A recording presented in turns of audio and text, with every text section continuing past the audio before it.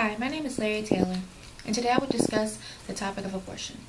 In this video, I will mention the different types of abortion and the risks that may follow the procedure. I will also speak on the risks involving fetal development. From the Merriam-Webster Dictionary, abortion is defined as the termination of human pregnancy, most often performed within the first 28 weeks of pregnancy. Abortion laws vary from state to state.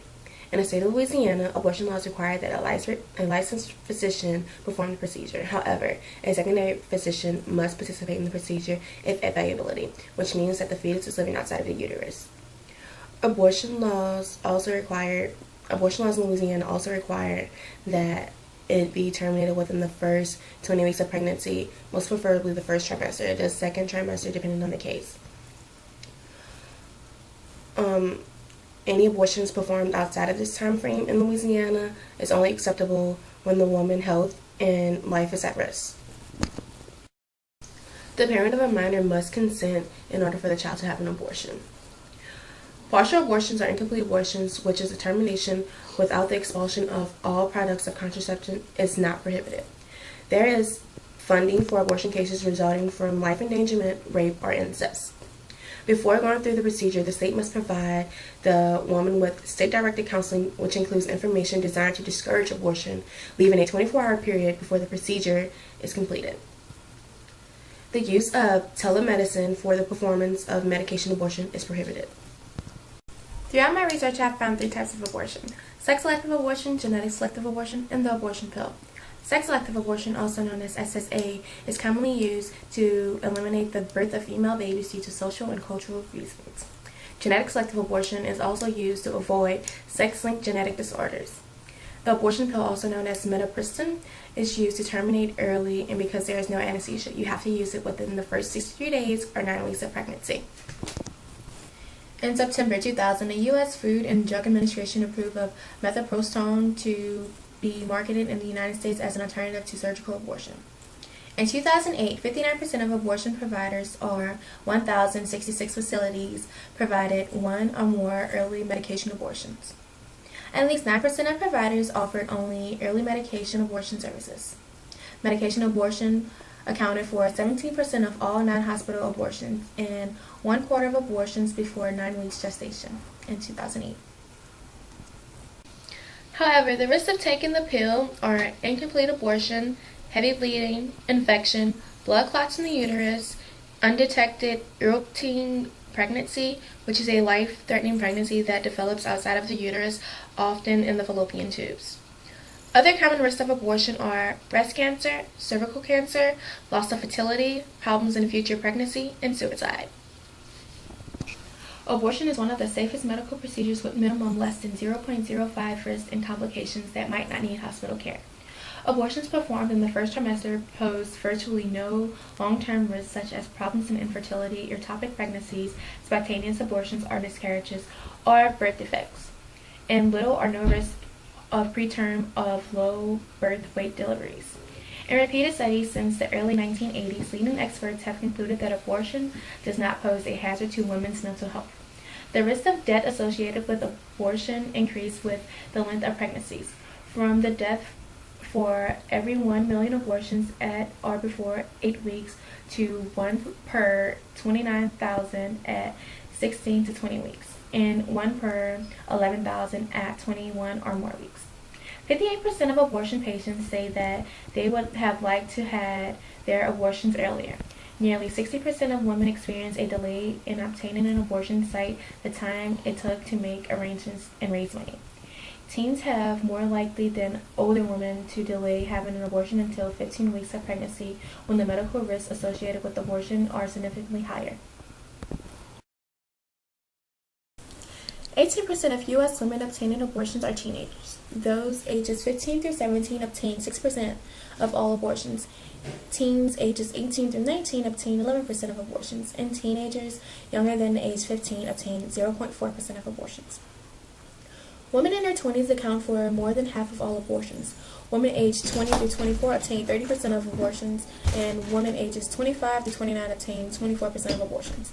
Non-Hispanic white women account for 36% of abortions. Non-Hispanic black women account for 30% of abortions. Hispanic women account for 25% of abortions, and women of other races account for 9% of abortions. 37% of women obtaining abortions identify as Protestant and 28% as Catholic. Women who have never married and are not cohabitating account for 45% of all abortions. About 61% of abortions are obtained by women who have one or more children. 42% of women obtaining abortions have income between 100% the federal poverty level, which is $10,833 for a single woman with no children. 27% of all women obtaining abortions have income between 100 and 199% of federal poverty level. The reason women give for having an abortion underscore their understanding of responsibilities of parenthood and family life. 3/4 of women cite concern for responsibility to other individuals. 3/4 say that they cannot afford a child. 3/4 say that having a baby would interfere with work, school, and the ability to care for dependents. And half say they do not want to be a single parent or are having problems with their husbands or partner.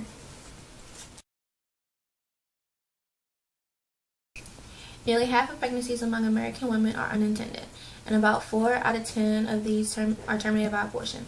22% of pregnancies excluding miscarriages and an abortion.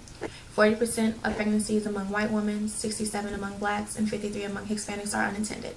In 2008, 1.21 million abortions were performed, down from 1.31 million in 2000. However, between 2005 and 2008, the long-term decline in abortion stalled. From 1973 through 2008, nearly 50 million legal abortions occurred. Each year, 2% of women aged 15 to 44 had abortions. Half of them at least had previous abortions. At least half of American women will experience an unattended pregnancy by age 45. And at current rates, 1 in 10 women will have an abortion by age 20. Only 1 in 4 by age 30 and 3 in 10 by age 45. The number of U.S. abortion providers remained stable between 2005 and 2008. 87% of all U.S. counties lacked abortion providers in 2008. 35% of women lived in those counties. 42% of providers offered very early abortions before the first missed period, and 95% offered abortions at 8 weeks from the last menstrual period. 64% offered at least some second trimester abortion services, 13 weeks or later, and 23% offered abortion after 20 weeks.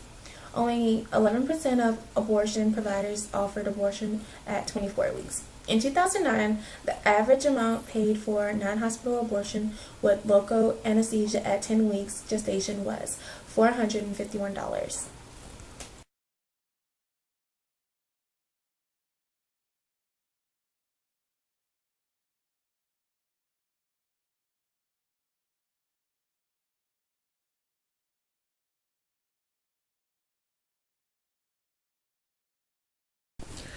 Fetal development as far as abortion is rather difficult to calculate and confirm when it's an actual person. There's been research conducted to calculate when fetal development starts, but the results found were not the best indicators of fetal development. As discussed in class and from the article, The First Ink, we do not know when the fetal brain development begins. Many suggest that we can determine development by the subplate zone consciousness and when the fetus starts to feel pain. During the 17th week of pregnancy, the subplate zone is forming, however, the connections are not fully formed. Then the 20th week of pregnancy, consciousness develops, but doctors begin looking for reflexes, but the stress hormones are elevated, so they cannot state precisely that this is when the fetus is a person. During the 29th through the 30th week of pregnancy, other parts start to develop and the fetus is able to feel pain. But on the contrary, it will not feel pain because it is under anesthesia until birth. This concludes my presentation on abortion and fetal development risks. I hope I was able to clarify some information regarding abortion, and I look forward to answering any other questions you may have. Thanks.